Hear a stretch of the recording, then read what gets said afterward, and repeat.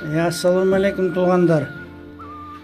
Мынакей бизге азыр Түркиядан мынау посылка келди. Эртугрул менен Тургуттун балтасы, Эртугрулдун кылычы. Осман халифатын кургандан мурунку замандагы адамдардын куралдары. Эми ушуну жасаган балага чоң рахмат айтып коюш керек эле. Жандуулугунда көп чоң рахматты айтмакмын. Ошондой болсо дагы оорубай жүрсүн.